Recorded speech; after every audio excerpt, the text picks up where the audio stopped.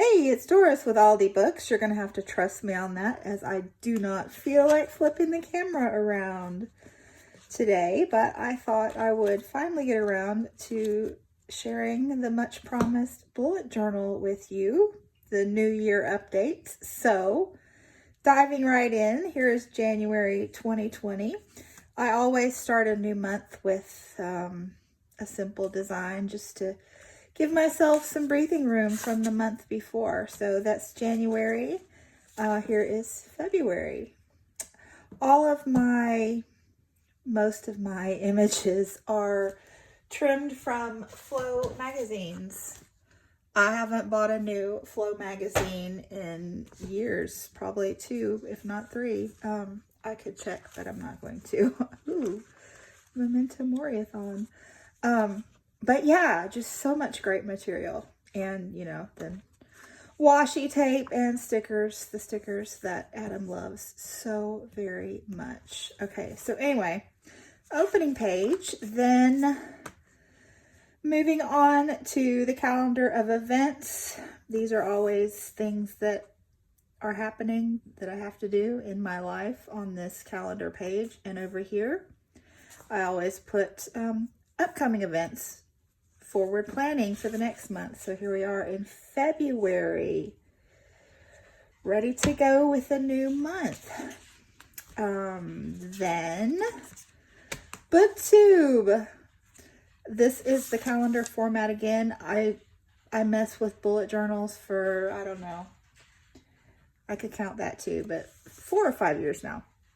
I used to do a much more complicated. I've found this is the simplest format for me. It's just a pencil line on my little dot grid there, and then color over with markers. And you can see that I can use different colors if I have days off and readathons, things like that.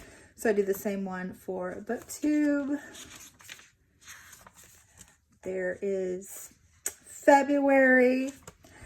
And yeah, so I keep this in pencil so that I can do, planning, working ahead. And then if I don't get things posted as I want to do at times, I could just erase and move it forward. And then I check it off when I actually upload. So those are all active on my BookTube channel. This month I've done what? I haven't caught up. I did post yesterday, didn't I? So yeah. And then over here, I just keep brainstorming ideas for the entries. So yeah, things I do monthly, tags, other things and ideas.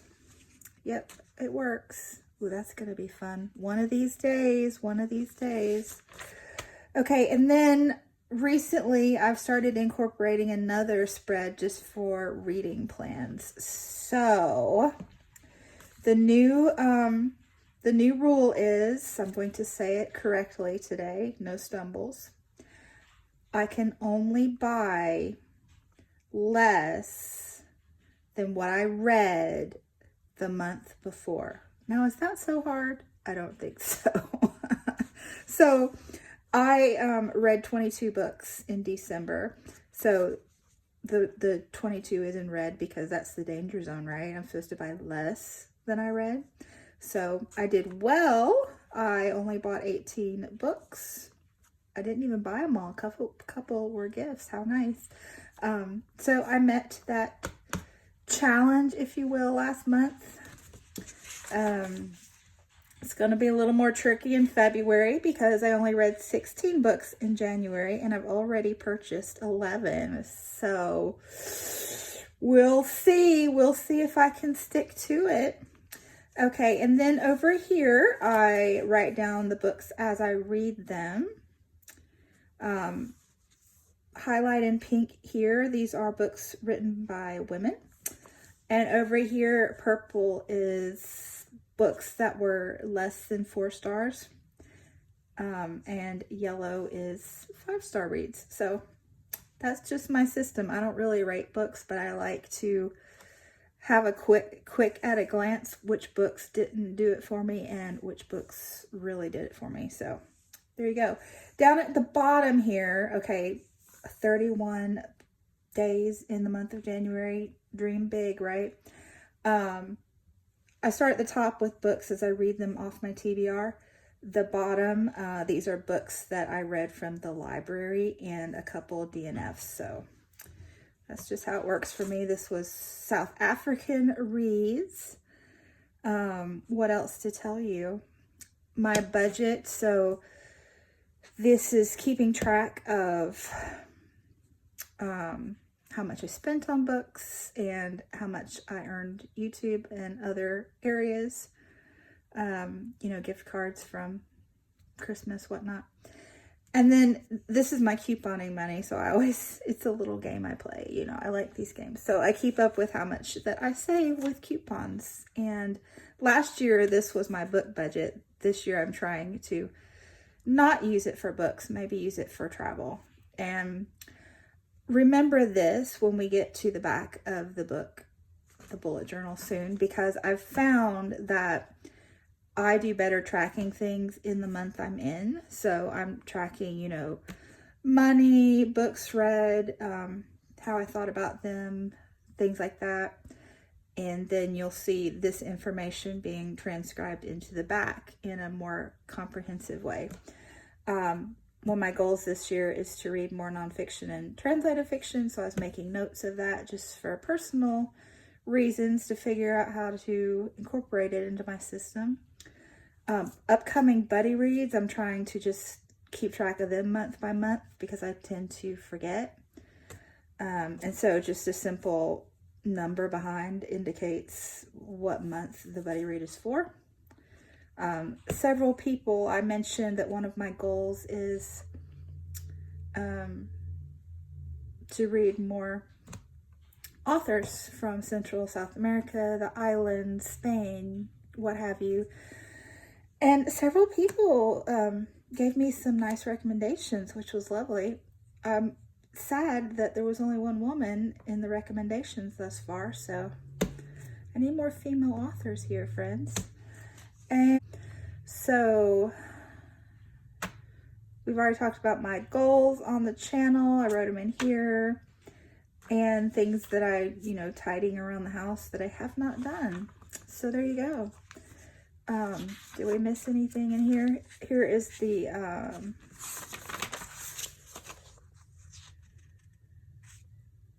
this.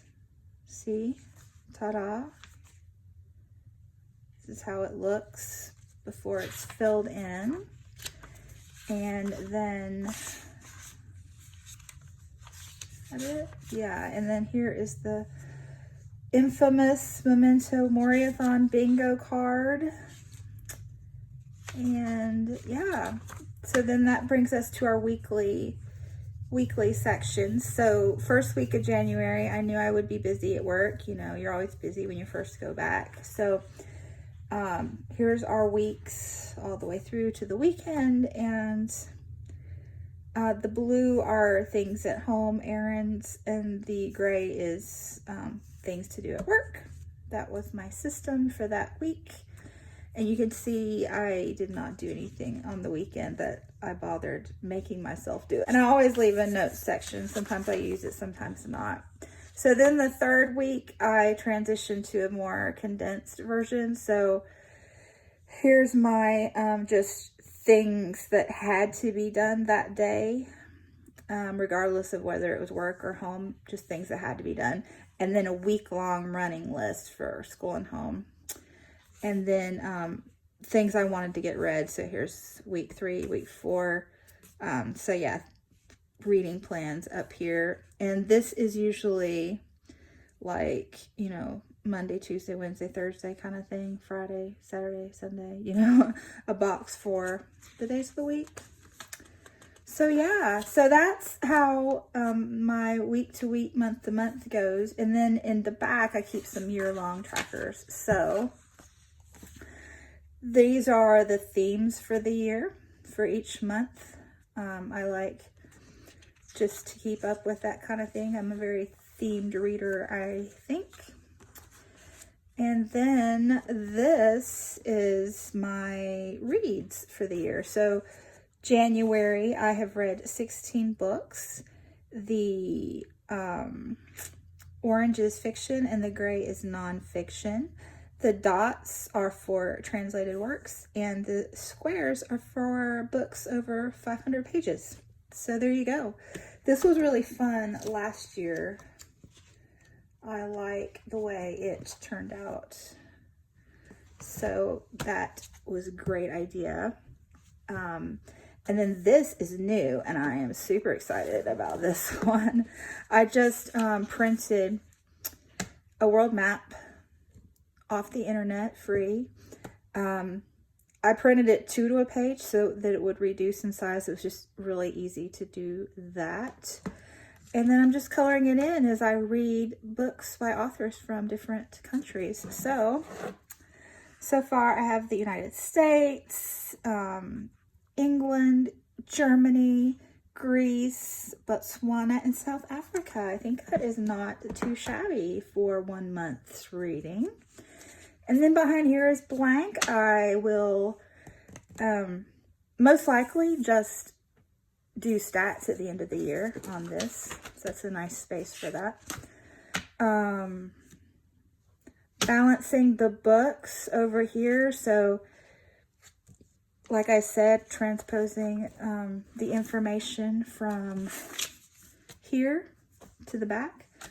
So I have this page, which is at a glance, tells me nonfiction to fiction, translated works, big books, things like that. Here I translate to 18 books brought into my house in January. 14 read off my TBR, 2 more read from the library, 2 unhauled, so that was 16 off my TBR, 18 in, leaves 2 over, so I went up.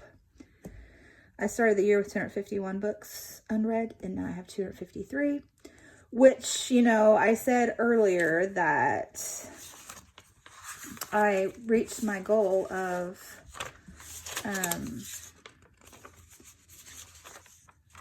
buying less than I read the month before, which I did, but this is within the same month. So you can see, brought in 18 and only read 14, 15, 16 off my TBR. So that's why that is skewed this month, but I think it'll go down next month with the new system, you know.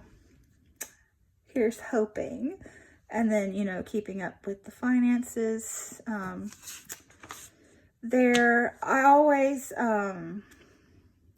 keep lists like this of books that so when I see something on BookTube that I'm interested in, really interested, I take a screenshot, and then periodically I just write all those down here, fiction and nonfiction. And then, you know, sometimes I just never get around to any of these most of the time. But I do this is really handy when I'm making a book outlet order. I might, you know, look through here and see if there's any of these on book outlets list. You know, if I happen to take it to the used bookstore, which rarely happens, but I could take a picture of it. That would work. Anyway, that's that. It just gets it off my mind at least. And then this is new this year. So like I said, I'm trying to keep up with reading a German book once a month for Mel's Booklet Adventures, and Britta Bola are hosting a year-long German read. I've been getting ideas for Aussie April with Jacqueline from 6 Minutes for Me. And then keeping up with all of my translated fiction that I want to get. I've been ordering one of those a month as well. And I'm really excited. I have so many ideas already. So I'm going to have to figure out where this list can continue, I guess, on a fresh page. And then the hashtag Indie Press Project with Stephanie from Time to Read. So February 29th, we are all going to post reviews for Tin House, any book by Tin House. So you are all welcome to join in. Super fun. And then I just have the Reading Women Challenge. I like to do that each year. the BookTube prize, fiction list and nonfiction list. With this, I always, at the beginning, always, this is the second year, but last year and this year, I went through and colored in yellow all the books that I had on my shelf already that were on the long list, and also in green the ones I'd already read, and those were checked off, obviously. And then in blue, the ones from my round of the octafinals. And then, you know, I'll add more colors each month as I read different lists and acquire different books and such. So that is fun to keep up with. Last year, I tried to read half of the original long list, which I accomplished. That would be like, what, 24? I read like 24, 25 of the original long list for fiction. I think I'll probably get to that again this year for fiction. With nonfiction, I'm not sure what my goal is yet there. I think I'll at least want to read the final 12. So I'll just see how that plays out. And there you go. That's my bullet journal. Let me know if you have any questions. I'd be happy to answer them. And thanks so much for watching.